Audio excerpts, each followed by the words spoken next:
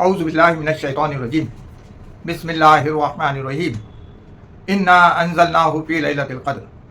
وما ادراک ما لیلۃ القدر لیلۃ القدر خیر من الف شہر تنزل الملائکۃ والروح فیہا باذن ربہم من کل امر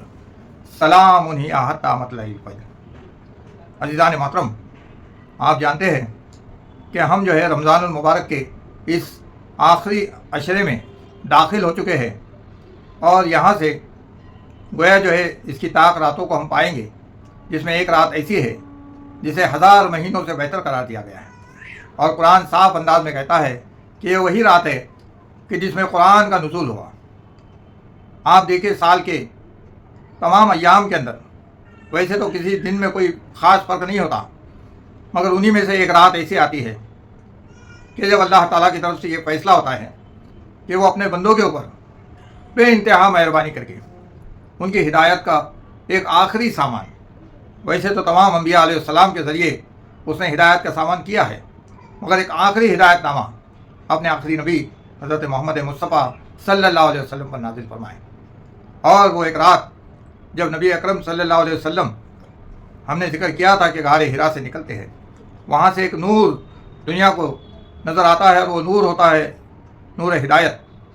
یعنی اس وقت یہ قرآن نازل ہوا۔ مفسرین فرماتے ہیں کہ وہی دن ہے جس کو لیلۃ القدر کہا گیا ہے،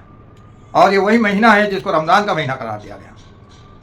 اور رمضان میں قرآن نازل کیا۔ اس کا تفصیل تو ہم نے سمجھ لی۔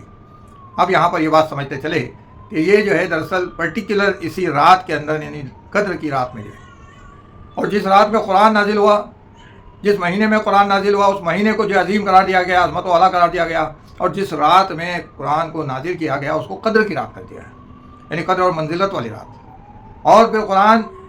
پوچھتا ہے کہ تم کیا جانو کہ اس کی قدر و منزلت کیا ہے؟ وما ادراک ما لیلۃ القدر، تم کیا جانو، تمہیں ادراک نہیں ہے، تمہیں اس کا صحیح اندازہ نہیں ہے، تمہیں اس کی سمجھ پوری طرح سے نہیں ہے۔ قرآن میں ما ادراکا کے الفاظ ہمیشہ آتے ہیں، یہاں پر بھی وہی الفاظ استعمال کیے کہ وما ادراکا ما لیلۃ القدر، تمہیں ادراک نہیں ہے، لیلۃ القدر خیر من الف شہر۔ یہ تو ایک سمجھانے کا طریقہ ہے کہ اللہ تعالیٰ فرما رہا ہے کہ لیلۃ القدر جو ہے 1000 مہینوں سے بہتر ہے، ورنہ اس سے بھی زیادہ عظمت اس کی ہے۔ آپ سوچئے کہ تمام انسانوں کا، تمام منصوبے انسانوں کے جو ہے جس رات میں ترتیب دیے جائیں، وہ رات کتنی قدر و منزلت والی ہوگی۔ 1000 مہینہ تو کیا، اس سے بھی کئی زیادہ منزلت والی ہے۔ اور اس پر 2-3 باتیں سمجھنے کی ہے۔ ایک تو یہ ہے کہ اس عظمت والی رات میں آپ جتنا قرآن پڑھے، جتنا قرآن کا مطالعہ کرے، جتنا قرآن کی تلاوت کرے، جتنا قرآن کو سمجھے، اتنا کم ہے۔